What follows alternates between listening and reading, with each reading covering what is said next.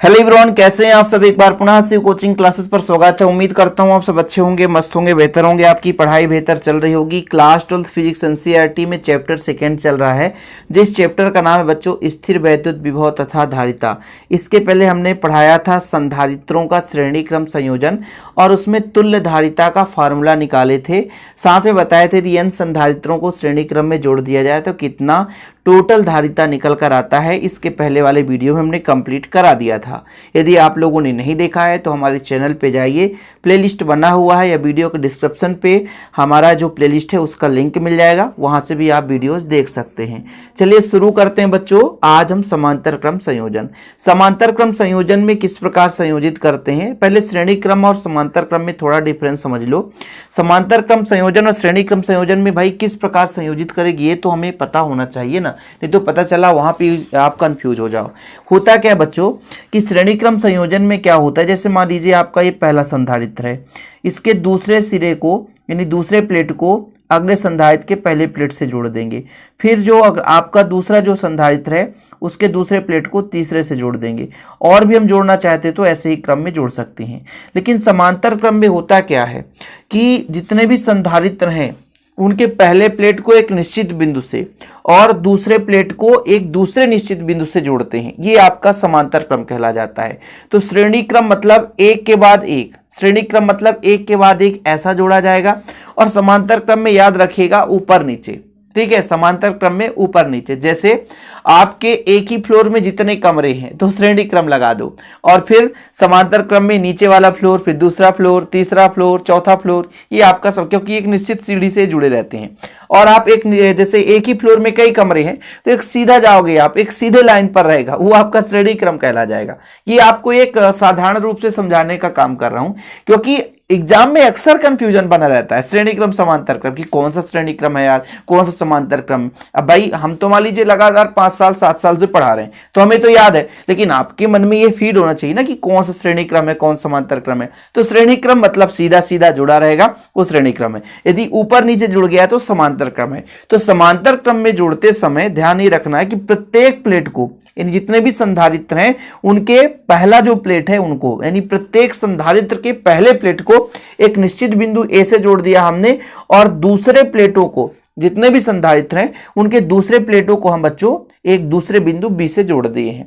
अब जैसे ही आवेश देते हैं तो आवेश का वितरण हो जाता है, सब में अलग अलग आवेश बहेगा, जैसे Q1 Q2 Q3। मेरा सबसे बढ़िया कॉन्सेप्ट ये वाला रहता है कि जैसे एक नदी बह रहा है, उस नदी में कितने लोग नहा रहे हैं सबको बराबर रूप से, है ना, पानी मिलेगा। चाहे आप कितना भी, भले गंदा पानी हो जाए लेकिन वो पानी वही बहकर अगले स्थान तक जाएगा। लेकिन वही नदी यदि 3 भागों में डिवाइड हो जाए तो फिर आपका वो कहीं ना कहीं नदी का पानी भी डिवाइड हो जाता है। तो ऐसे बच्चों जब श्रेणी क्रम की बात करते हैं तो आवेश एक के बाद एक जाता है, चाहे कितने भी संधारित्र लगे हों, सब में आवेश का मान समान है।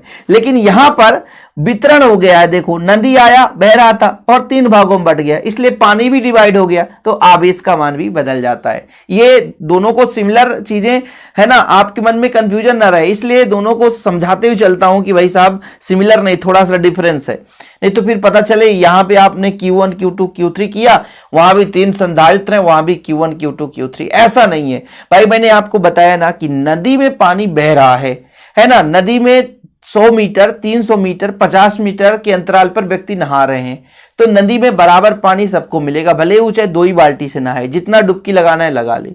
लेकिन यदि उसी नदी को हम बात करें कि 3 भागों में डिवाइड कर दें, है ना, तो पानी बढ़ जाएगा। तो फिर तीनों जगह अब 3 भागों में बांट दिया है भाई। ये नदी जा रही थी और नदी को हमने डाइवर्सन दे दिया भाई, यहां से नदी बह रहा था समझ लो, तो यहां से अब 3 भाग हो गए। कितने भाग हो गए? 3 भाग। अब 3 जगह व्यक्ति नहा रहा है, यहां भी और यहां भी, तो अब इनको अलग अलग पानी मिल जाएगा। ऐसे ही यहां पर समांतर क्रम श्रेणी क्रम में आवेशों का वितरण हो जाता है। श्रेणी क्रम एक सीधी रेखा में चलती है तो आवेश एकदम सब में समान रहता है। समांतर क्रम में आवेश का वितरण हो जाता है क्योंकि यहां से डायरेक्शन ही चेंज हो जाता है, इसलिए आवेश भी भिन्न भिन्न हो जाता है। थोड़ा सा डिफरेंस याद रहना चाहिए ना। जैसे अब आपको यहां पे देगा भैया आवेश थोड़ा कुछ अलग अलग, तो धारिता भी थोड़ा बहुत अलग अलग हो सकता है ना, तो धारिता C1 C2 और C3।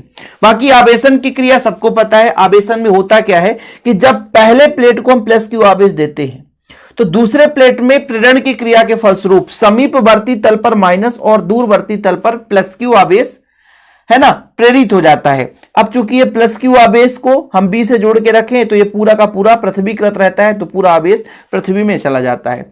यदि पूरा कॉन्सेप्ट आपका क्लियर है तो थ्योरम 3 मिनट से ज्यादा नहीं लगेगा। 3 मिनट से ज्यादा है ही नहीं है, ज्यादा लंबा कुछ है ही नहीं है, बस 3 मिनट समय देंगे आपसे क्लियर हो जाएगा। तो यहां पर बच्चों हम लेकर चल रहे हैं 3 संधारित्र, यहां पर जिनकी धारिता C1 और C2 और C3 है। धारिता का मतलब किसे कहते हैं? संधारित्र तो सबको पता है भाई, इसके पहले जस्ट लेक्चर में करा था हमने कि एक ऐसी युक्ति जिसके आकार आयतन में बिना परिवर्तन की उसकी धारिता बढ़ा दें। अब बोलोगे सर धारिता है क्या? धारिता है आवेश ग्रहण करने की क्षमता। आपके फैन में लगा होगा एक छोटा सा कंडेंसर, वही आपका है कैपेसिटर, जिसे हम धारिता के नाम से जानते हैं। उसमें आवेश को संचित करने की क्षमता रहती है, और जैसे ही हम स्विच को ऑन करते हैं तो उसको, है ना, जैसे पंखा है भैया, है ना, या कि मोटर है, किसी प्रकार से मोटर है, उसमें थोड़ा सा आवेश की मात्रा बढ़ा देता है, जिससे, है ना, स्टार्ट हो जाता है। यानी ज्यादा मात्रा में धारा बहने लग जाती है। अचानक जब जैसे धारा की मात्रा बढ़ा हुई है तो वो बर्क करना स्टार्ट कर देता है। तो ये चीज होता है संधारित्र, एक ऐसी युक्ति जिसके आकार आयतन में बिना परिवर्तन के उसकी धारिता को बढ़ा दे, और धारिता का मतलब होता है आवेश ग्रहण करने की क्षमता। ये चीज होता है। संधारित्र का सिद्धांत भी हमने कराया था। तो यहां पर बच्चों Q1 Q2 Q3 है ना, तीनों में आवेश। जब इसको हम पहले प्लेट पर आवेश दिए तो प्रेरण की क्रिया हुई, तो दूसरे प्लेट के समीपवर्ती तल पर माइनस आवेश और दूरवर्ती तल पर प्लस क्यू आवेश होता है। चूंकि दूसरे प्लेट का संबंध बी से रहता है और बी का संबंध पृथ्वी से रहता है, इसलिए संपूर्ण आवेश पृथ्वीकृत हो जाता है। ठीक है बच्चों, कोई दिक्कत तो नहीं है। प्रेरण की क्रिया यही है कि एक हमारे पास मतलब प्लस क्यू आवेश देने का स्रोत है, तो हम संधारित्र के पहले प्लेट पर जब प्लस क्यू आवेश देते हैं तो दूसरे प्लेट पर प्रेरण की क्रिया से समीपवर्ती तल पर, यानी पास वाले तल पर माइनस क्यू आवेश और दूरवर्ती तल पर प्लस क्यू। यहां पर प्लस क्यू लिखा नहीं गया है, लेकिन यहां पर प्रेरित हो रहा है। अब चूंकि इन सभी जो आपके संधारित्र हैं उनके दूसरे प्लेटों का संबंध किससे है? पृथ्वी से। तो जितना भी दूसरे प्लेट पर प्लस क्यू आवेश प्रेरित हो रहा है, वो सारा का सारा आवेश बी से जाते हुए भाई साहब पृथ्वी पर चला जाता है, पृथ्वीकृत कर दिया जाता है। तो यहां पर देख सकते हैं, माना 3 संधारित्र को समांतर क्रम में जोड़े जिनकी धारिता हमारा C1 C2 C3 है। यहां पर रखिएगा ध्यान कि समांतर क्रम में जोड़ने का पहचान क्या है? जितने भी संधारित्र हैं प्रत्येक संधारित्र के पहले प्लेट को एक निश्चित बिंदु से और दूसरे प्लेटों को हम दूसरे निश्चित बिंदु से जोड़ देते हैं। ये आपका समांतर क्रम में जोड़ने का तरीका है। अब आगे बात करते हैं बच्चों कि जैसे हम प्लस जो हमारा बिंदु ए है, यहां से प्लस क्यू आवेश देते हैं, ठीक है, या कि ऐसे भी बोल सकते हो कि संधारित्र के पहले प्लेटों को एक निश्चित बिंदु ए से और दूसरे प्लेटों को दूसरे बिंदु से बी से जोड़ देते हैं और बी का संबंध पृथ्वी से कर देते हैं। अब जब हम ए पर प्लस क्यू आवेश देते हैं तो आवेश का वितरण हो जाता है Q1 Q2 और Q3, ये हमारा वितरण हो जाता है। प्रेरण की क्रिया भाई उतना ही लिखना जितना एग्जाम में आपको नंबर मिल सके। चाहो तो बुक में तो बहुत सारा लिखा रहता है, क्या पूरा लिखेंगे? ऐसा नहीं होता है। जैसे हम प्लस क्यू आवेश देते हैं तो आवेश का वितरण हो जाता है बच्चों। जैसे हमारा पहला संधारित्र है तो उसमें Q1 है ना, इसके बाद इस दूसरे संधारित्र में Q2 और इसमें Q3। तो टोटल जो आवेश है वो 3 भागों में बट गया है, वो आवेश Q का मान है बच्चों। तो यहां पर हम लिख सकते हैं कि यदि संधारित्रों को Q1 Q2 और Q3 आवेश प्राप्त हो, मतलब सब में अलग अलग आवेश प्राप्त हो, तो टोटल Q बराबर कितना हो जाएगा? तो आप कहोगे सर Q1 और Q2 और Q3 तीनों आवेशों को जोड़ देंगे तो टोटल आवेश होगा कि जो Q का मान था वो तीनों भागों में बट गया है। अब भाई ये तो सबको पता है कि यदि प्लेटों पर आवेश है तो आवेश को ले जाने में किया गया कार्य विभव होता है ना। तो 2 प्लेटों पर अलग अलग आवेश है तो दोनों जगह पर अलग अलग विभव भी होगा, तब उनके बीच में विभव का अंतर एक विभवांतर हो जाएगा। अब यहां पर ध्यान ये रखना है कि प्रत्येक संधारित्र में जितने भी प्लेट हैं सभी में बच्चों कहीं ना कहीं विभव का मान समान होगा। क्या होगा? विभव का मान समान होगा, ध्यान रखिएगा। तो हम लिख सकते हैं कि प्रत्येक संधारित्र के प्लेटों के बीच का विभवांतर है ना, ए और बी के बीच का जो विभवांतर भी है वो समान होगा। तो यहां पर एक डायग्राम से भी थोड़ा मैं समझा दूं कि चूंकि जितने भी संधारित्र हैं बच्चों एक निश्चित बिंदु के बीच में है, विभव के समान होने का कारण है कि हमने यहां से आवेश दिया और यहां तक आवेश गया, तो यहां से यहां पर आवेश विभव होगा और यहां पे विभव, तो दोनों के बीच जो विभवांतर होगा तो यहां पे बीच में कितने भी संधारित्र जोड़ दें उतना ही विभवांतर होगा सभी प्लेटों में, क्योंकि फिक्स है कि 2 बिंदुओं के बीच में एक निश्चित बिंदु के बीच में है। जैसे हम कह देते हैं कि यहाँ से और मार्केट में 2 बिंदु हैं, बीच में कितने भी गांव हों सब के सब उसके अंदर ही आएंगे। ऐसे ही यहाँ पर हम बोल देंगे कि ए और बी जो है 2 बिंदु हैं, इनका जो विभवांतर होगा वही इन संधारित्रों के प्लेटों के बीच का विभवांतर होगा। यानी प्रत्येक संधारित्र के प्लेटों के बीच विभवांतर बिंदु ए और बी के बीच विभवांतर भी के बराबर होता है। ठीक है बच्चों, यहां तक क्लियर है। अब आगे चलते हैं, थोड़ा सा देखिएगा। आप लोगों ने शायद पढ़ा हो धारिता का फार्मूला आपको बताया गया था कि जो धारिता का मान कितना होता है, धारिता बराबर C बराबर Q/V होता है। ठीक है बच्चों, तो यदि मैं Q1 का मान निकालना चाहूं तो Q बराबर हो जाएगा C इंटू V। तो यहां से Q1 बराबर हो जाएगा C1 इंटू V, है ना। Q2 बराबर हो जाएगा C2 इंटू V और Q3 बराबर हो जाएगा C3 इंटू V। तब यहां पर मैं आपसे यहां पर लिख कर समझा देता हूं कि यदि मान लीजिए 2 प्लेटों, जैसे जितने भी संधारित्र हैं उनके प्लेटों के बीच का विभवांतर, जितने भी संधारित्र हैं उनके प्लेटों के बीच का जो विभवांतर है वो यदि किसके बराबर हो जाए, बिंदु और ए और बी के बीच का विभवांतर भी के बराबर होगा, तब यदि हम कह दें कि Q1 का मान कितना होगा तो आप बता सकते हो Q1 बराबर C1 भी सब में समान है। Q2 बराबर C2 भी, वाह Q3 बराबर हो जाएगा C3 भी। कहां से लिया हमने, समीकरण 1 पे वैल्यू पुट कर देंगे। ये आपका संधारित्र के सिद्धांत से हमने लिया था, समीकरण 1 से तो Q बराबर हो जाएगा C1 भी, Q1 का मान रख दिए, C2 भी, यहाँ पर Q2 का मान रख दिए, C3 भी, हम यहाँ पर Q3 का मान रख दिए। अब इनमें से कुछ कॉमन आ रहा है, जी हाँ कॉमन आ रहा है भी, तो भी कॉमन ले लो, C1 plus C2 plus C3 और इसको एक समीकरण दे सकते हो। क्या दे दी बच्चों, समीकरण दे दी, बस सिंपल है यार। अब यदि संयोजन की कुल धारिता, भाई हमने तो जितने भी संधारित्र हैं उनकी धारिता मान रखा था।